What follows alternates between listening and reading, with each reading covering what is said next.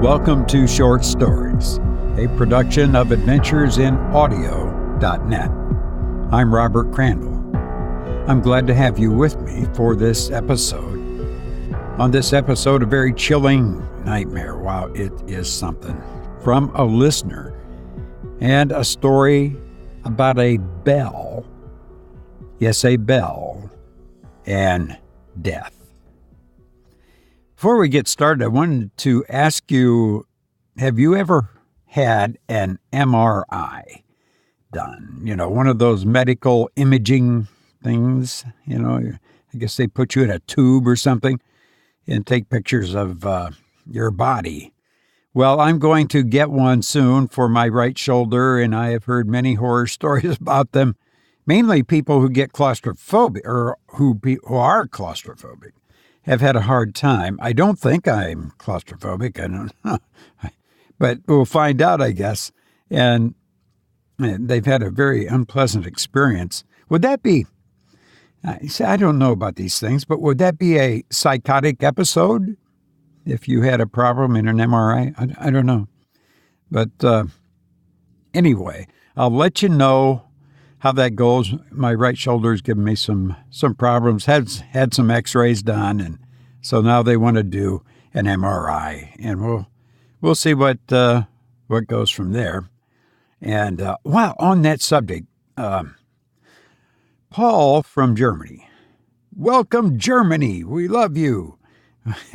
And he said in The Nightmare, but in his correspondence, he said fresh oranges are totally more healthy than juice, referring to an episode a while back when I was sick, and I mentioned that I had taken an orange. I was at the store, and it was begging me to buy it. I saw the oranges there, and I started to crave an orange, and so I bought one, and I felt a difference. And so I said, is the fruit better than the juice? And so Paul writes, fresh oranges are totally more healthy than juice. So it's a good thing I don't do a health podcast. People would die.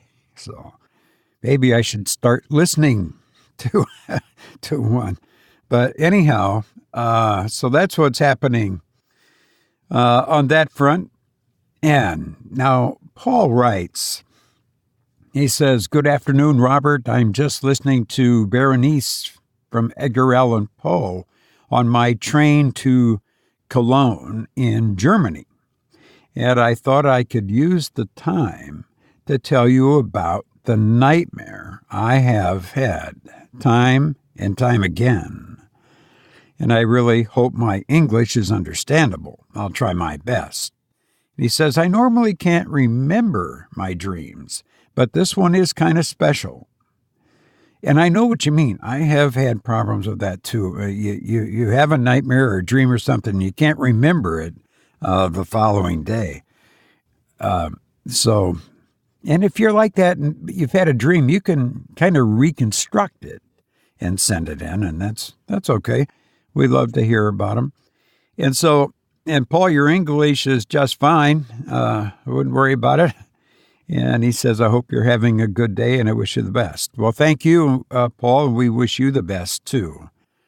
And now, this nightmare. First of all, some context. Paul writes, I have two little sisters. One is 21. The other is 12. In my dream, I still live in my parents' house and wake up in the middle of the night.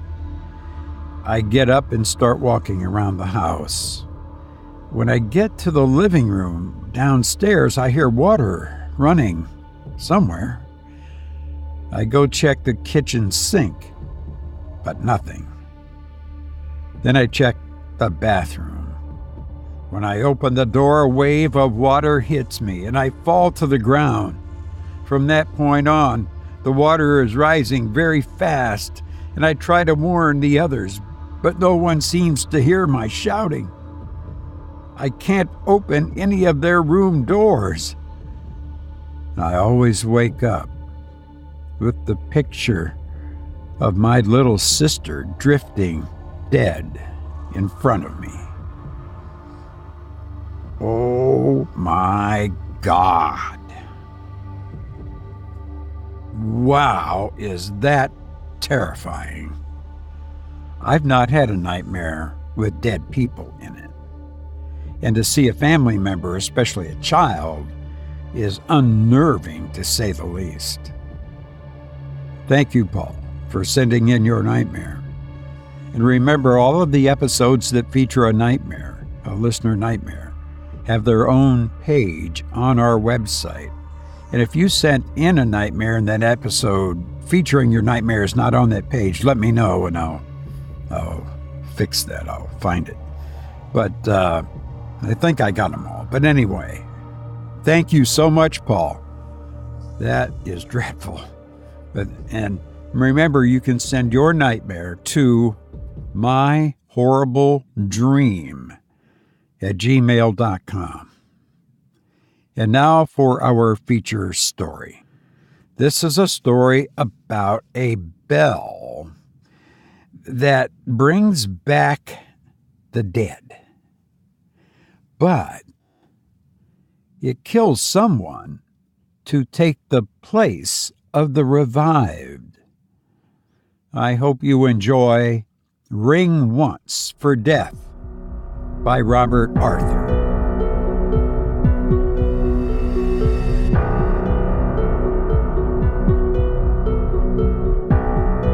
The power of the old gods was certainly nothing for Mark and Edith, a modern 20th century couple, to worry about. After all, everybody dies. 20 years had left no trace inside Sam Key's little shop on Mott Street. There were the same dusty jars of ginseng root and tiger's whiskers, the same little bronze Buddhas, the same gimcracks mixed with fine jade. Edith Williams gave a little murmur of pleasure as the door shut behind them. "Mark," she said, "it hasn't changed. It doesn't look as if a thing has been sold since we were here on our honeymoon." "It certainly doesn't," Dr. Mark Williams agreed, moving down the narrow aisle behind her. "If someone hadn't told us Sam Key was dead, I'd believed we'd step back 20 years in time, like they do in those scientific stories young David reads." "We must buy something," his wife said, "for a 20th anniversary present for me. Perhaps a bell." From the shadowy depths of the shop, a young man emerged, American in dress and manner, despite the oriental contours of his face and eyes. "Good evening," he said. "May I show you something?" "We think we want a bell," Dr. Williams chuckled, "but we aren't quite sure. You're Sam Key's son?" "Sam Key, Jr. My honored father passed to the halls of his ancestors 5 years ago. I could just say that he died." Black eyes twinkled, but customers like the more flowery mode of speech. They think it's quaint. "I think it's just nice, not quaint at all," Edith Williams declared. "We're sorry your father is dead. We'd hoped to see him again. 20 years ago, when we were a very broke young couple on a honeymoon, he sold us a wonderful rose crystal necklace for half price. I'm sure he still made a profit." The black eyes twinkled again. "But if you'd like a bell, here are some temple bells, camel bells, dinner bells." But even as he spoke, Edith Williams' hand darted to something at the back of the shelf. "A bell carved out of crystal," she exclaimed. "And rose crystal at that. What could be more perfect? A rose crystal wedding present and a rose crystal anniversary present." The young man half stretched out his hand. "You don't want that one," he said. "It's broken." "Broken?" Edith Williams rubbed off the dust and held the lovely bell shape of crystal, the size of a pear, to the light. "It looks perfect to me. I mean, it's not complete." Something of the American had vanished from the young man. "It has no clapper. It will not ring." "Why, that's right." Mark Williams took the bell. "The clapper's missing." "We can have another clapper made," his wife declared. "That is, if the original can't be found." The young Chinese shook his head. "The bell and the clapper were deliberately separated by my father 20 years ago." He hesitated and then added, "My father was afraid of this bell." "Afraid of it?" Mark Williams raised his eyebrows. The other hesitated again. "It will probably sound like a story for tourists," he said, "but my father believed it. This bell was supposedly stolen from the temple of a sect of Buddhists somewhere in the mountains of China's interior, just as many Occidentals believe that the Christian Judgment Day will be heralded by a blast on St. Peter's trumpet. So this small sect is said to believe that when a bell like this one is rung, a bell carved from a single piece of rose crystal, and consecrated by ceremonies lasting 10 years, any dead within the sound of it will rise and live again. "Heavenly!" Edith Williams cried. "And no pun intended. Mark, think what a help this bell will be in your practice when we make it ring again." To the Chinese, she added, smiling, "I'm just teasing him. My husband is really a very fine surgeon." The other bowed his head. "I must tell you," he said, "you will not be able to make it ring. Only the original clapper carved from the same block of rose crystal will ring it. That's why my father separated them." Again he hesitated. "I have told you only half of what my father told me. He said that though it defeats death, death cannot be defeated. Robbed of his chosen victim, he takes another in its place.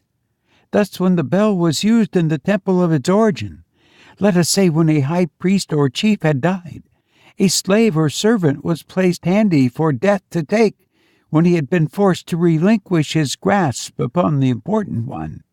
He smiled, shook his head. "There," he said. "A preposterous story. Now, if you wish it, the bell is $10, plus, of course, sales tax." "The story alone is worth more," Dr. Williams declared. "I think we'd better have it sent, hadn't we, Edith? It will be safer in the mail than in our suitcase." "Sent?" His wife seemed to come out of some deep feminine meditation. "Of course. And as for its not ringing, I shall make it ring. I know I shall." "If the story is true," Mark Williams murmured, "I hope not." The package came on Saturday morning, when Mark Williams was catching up on the latest medical publications in his untidy, book-lined study. He heard Edith unwrapping paper in the hall outside. Then she came in with the rose crystal bell in her hands. "Mark, it's here," she said. "Now, to make it ring." She plumped herself down beside his desk. He took the bell and reached for a silver pencil. "Just for the sake of curiosity," he remarked, "and not because I believe the delightful sales talk we were given. Let's see if it will ring when I tap. It should, you know." He tapped the lip of the bell. A muted thunk was the only response. Then he tried with a coin, a paper knife, and the bottom of a glass. In each instance, the resulting sound was nothing like a bell ringing. "If you're finished, Mark," Edith said then, with a feminine tolerance, "let me show you how it's done." "Gladly," her husband agreed. He took the bell and turned away for a moment. Then she shook the bell vigorously. A clear, sweet ringing shivered through the room, so thin and ethereal that small involuntary shivers crawled up his spine. "Good Lord!" he exclaimed. "How did you do that?" "I just put the clapper back in place with some thread," Edith told him. "A clapper?" He struck his forehead with his palm. "Don't tell me. A crystal necklace we bought 20 years ago?" "Of course." Her tone was composed. "As soon as young Sam Key told us about his father separating the clapper and the bell, I remembered the central crystal pendant on my necklace. It is shaped like a bell clapper. We mentioned it once. I guessed right away we had the missing clapper, but I didn't say so. I wanted to score on you, Mark," she said, smiling affectionately. "And because, I had a queer feeling that Sam Key, Jr. wouldn't let us have the bell if he guessed we had the clapper." "I don't think he would." Mark Williams picked up his pipe and rubbed the bowl with his thumb. "Yet he didn't really believe that story he told us any more than we do." "No, but his father did. And if old Sam Key had told us, remember how wrinkled and wise he seemed?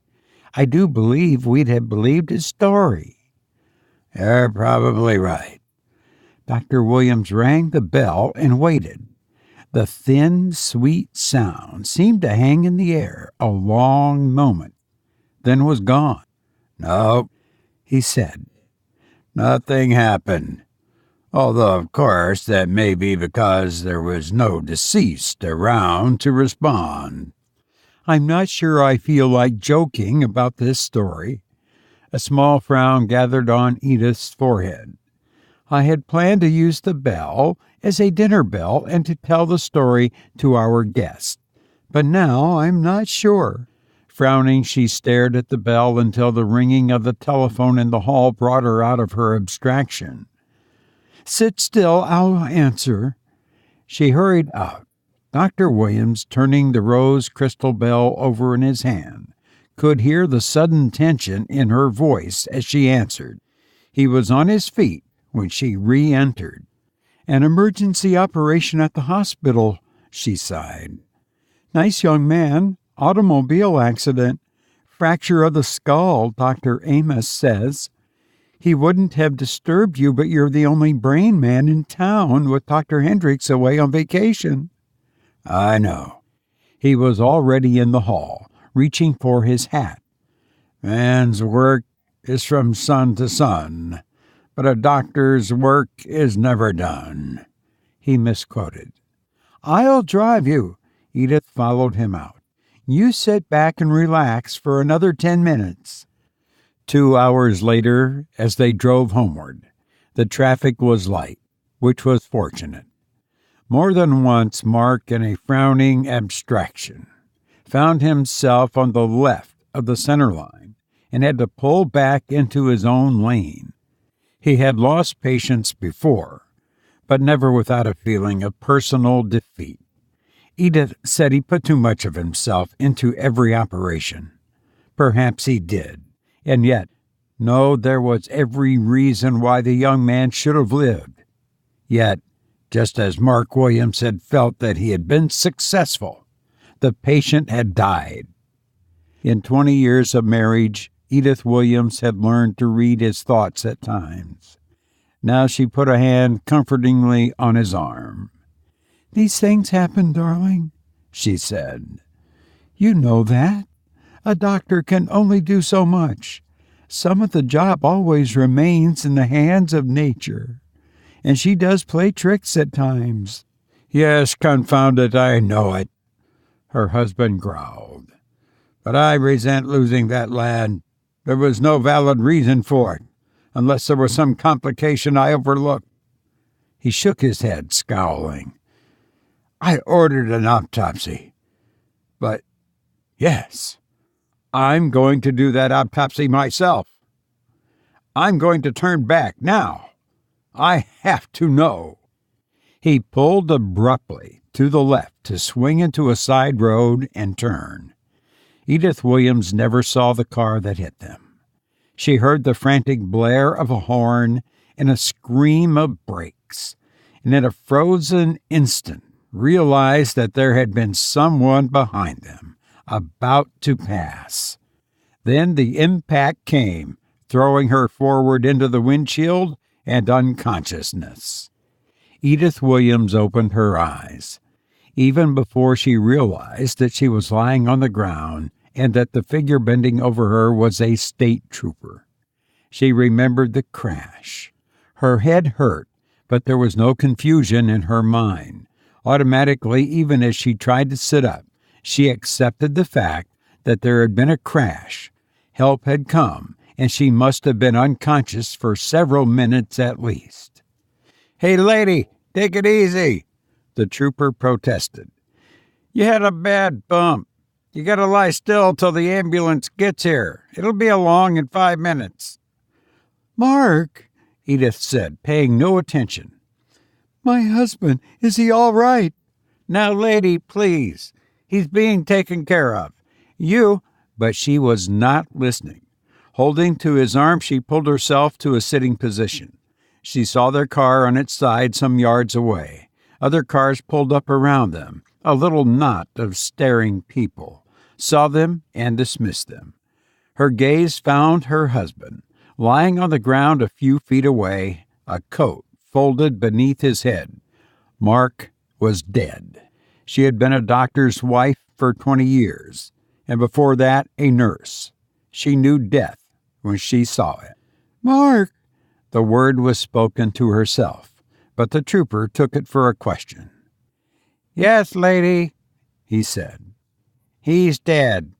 He was still breathing when I got here, but he died 2 or 3 minutes ago." She got to her knees. Her only thought was to reach his side. She scrambled across the few feet of ground to him still on her knees and crouched beside him, fumbling for his pulse. There was none. There was nothing. Just a man who had been alive and now was dead. Behind her, she heard a voice raised. She turned. A large, disheveled man was standing beside the trooper, talking loudly. "Now listen, officer," he was saying. "I'm telling you again, it wasn't my fault. The guy pulled up sharp left right in front of me. Not a thing I could do. It's a wonder we weren't all 3 of us killed. You can see by the marks on their car it wasn't my fault." Edith Williams closed her mind to the voice. She let Mark's hand lie in her lap as she fumbled in her bag, which was somehow still clutched to her fingers. She groped for a handkerchief to stem the tears which would not be held back.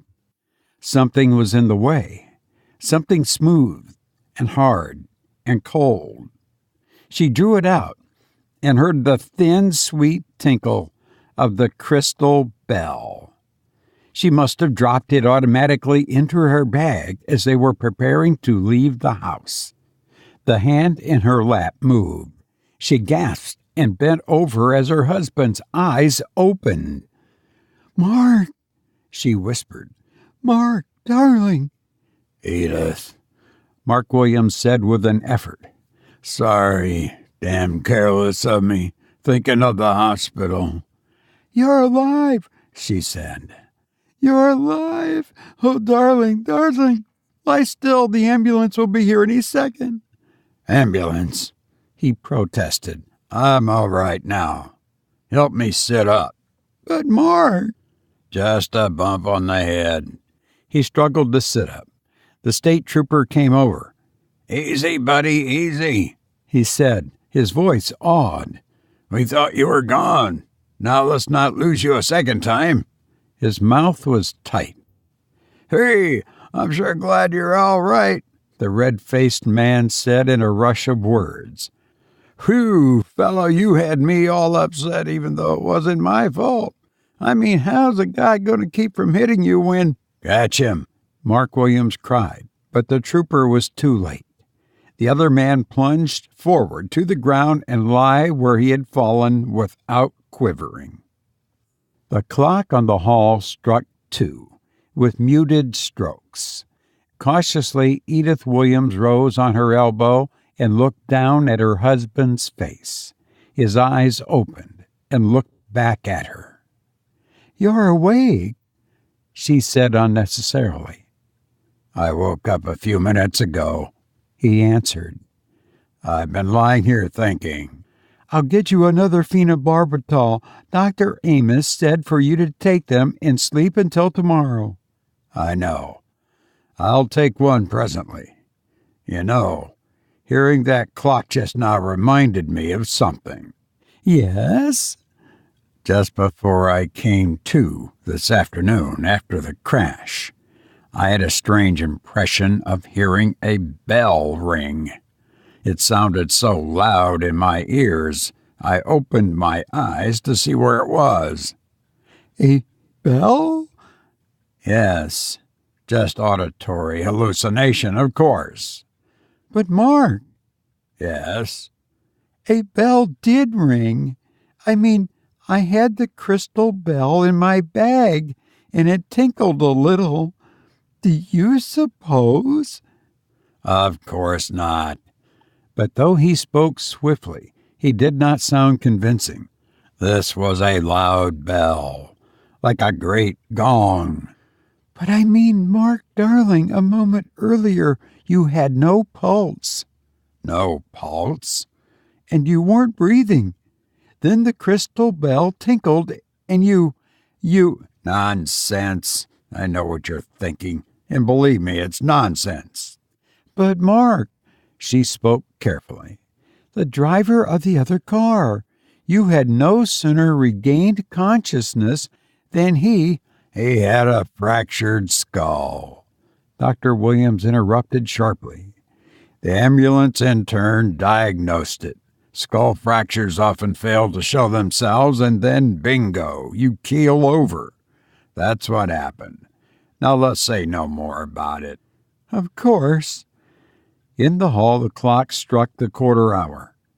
"Shall I fix the phenobarbital now?" "Yes. No. Is David home?" She hesitated a moment. "No, he hasn't got back yet." "Has he phoned?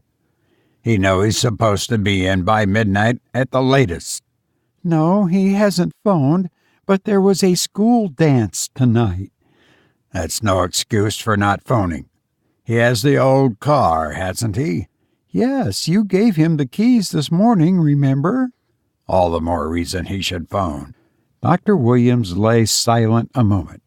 2 o'clock is too late for a 17-year-old boy to be out. "I'll speak to him. He won't do it again. Now, please, Mark, let me get you the phenobarbital.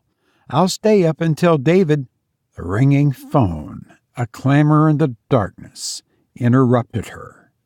Mark Williams reached for it. The extension was beside his bed. "Hello," he said. And then, although she could not hear the answering voice, she felt him stiffen, and she knew, as well as if she could hear the words, she knew, with a mother's instinct for disaster. "Yes," Dr. Williams said. "Yes, I see. I understand. I'll come at once. Thank you for calling." He slid out of bed before she could stop him.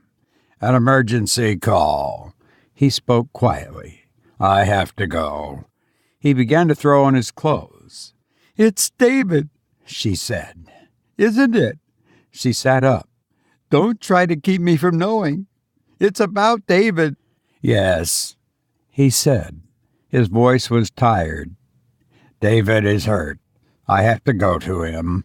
An accident." "He's dead." She said it steadily. "David's dead, isn't he, Mark?" He came over and sat beside her and put his arms around her. "Edith," he said. "Edith, yes, he's dead. 40 minutes ago. The car went over a curve." They have him at the county morgue. They want me to identify him. Identify him, Edith. You see, the car caught fire. I'm coming with you, she said. I'm coming with you. The taxi waited in a pool of darkness between two streetlights. The long, low building which was the county morgue, a blue lamp over its door, stood below the street level. A flight of concrete steps went down to it from the sidewalk. 10 minutes before, Dr. Mark Williams had gone down those steps. Now he climbed back up them stiffly, wearily, like an old man. Edith was waiting in the taxi, sitting forward on the edge of the seat, hands clenched. As he reached the last step, she opened the door and stepped out. "Mark," she asked shakily, "was it?" "Yes, it's David." His voice was monotone. "Our son. I've completed the formalities. For now, the only thing we can do is go home." "I'm going to him." She tried to pass. He caught her wrist. Discreetly, the taxi driver pretended to doze. "No, Edith, there's no need. You mustn't see him." "He's my son," she cried. "Let me go." "No. What have you got under your coat?" "It's the bell, the rose crystal bell," she cried. "I'm going to ring it where David can hear." Defiantly, she brought forth her hand, clutching the little bell. "It brought you back, Mark. Now it's going to bring back David." "Edith," he said in horror, "you mustn't believe that's possible. You can't. Those were coincidences. Now let me have it." "No, I'm going to ring it." Violently, she tried to break out of his grip. "I want David back. I'm going to ring the bell." She got her hand free. The crystal bell rang in the quiet of the early morning with an eerie thinness penetrating the silence like a silver knife. "There," Edith panted. "I've rung it. I know you don't believe, but I do. It'll bring David back." She raised her voice. "David," she called. "David, son, can you hear me?" "Edith," Dr. Williams groaned. "You're just tormenting yourself. Come home. Please come home." "Not until David has come back. David, David, can you hear me?" She rang the bell again, rang it until Dr. Williams seized it. Then she let him take it. "Edith, Edith," he groaned. "If only you had let me come alone." "Mark, listen." "What?" "Listen," she whispered with fierce urgency. He was silent, and then fingers of horror drew themselves down his spine at the clear, youthful voice that came up to them from the darkness below. "Mother? Dad? Where are you?" "David," Edith Williams breathed. "It's David. Let me go. I must go to him." "No, Edith," her husband whispered frantically as the voice below called again.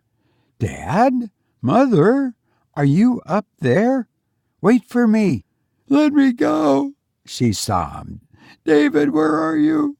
We're up here, son." "Edith," Mark Williams gasped, "if you've ever loved me, listen to me. You mustn't go down there.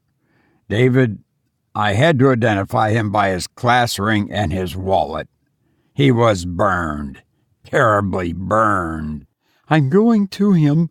She wrenched herself free and sped for the steps, up which now was coming a tall form, a shadow shrouded in the darkness. Dr. Williams, horror knotting his stomach, leaped to stop her, but he slipped and fell headlong on the pavement, so that she was able to pant down the stairs to meet the upcoming figure. "Oh, David," she sobbed. "David." "Hey, Mom." The boy held her steady. I'm sorry, I'm terribly sorry. But I didn't know what had happened until I got home and you weren't there, and then one of the fellows from the fraternity called me. I realized they must have made a mistake, and you'd come here. And I called for a taxi to come out here. My taxi let me off at the entrance around the block, and I've been looking for you down there. Poor Pete. Pete? She asked. Pete Friedberg. He was driving the old car. I lent him the keys and my driver's license. I shouldn't have, but he's older and he kept begging me. Then it's Pete who was killed, she gasped. Pete who was burned. Yes, Pete. I feel terrible about lending him the car, but he was supposed to be a good driver, and then them calling you and Dad thinking it was me. Then Mark was right. Of course he was right. She was laughing and sobbing now. It's just a bell. A pretty little bell. That's all. Bell? I don't follow you, Mom. Never mind, Edith Williams gasped. It's just a bell. It hasn't any powers over life and death. It doesn't bring back and it doesn't take away. But let's get back up to your father. He may be thinking that the bell really worked. They climbed the rest of the steps. Dr. Mark Williams still lay where he had fallen, headlong on the pavement. The cab driver was bending over him, but there was nothing to be done. The crystal bell had been beneath him when he fell, and it had broken. One long, fine splinter of crystal was embedded in his heart.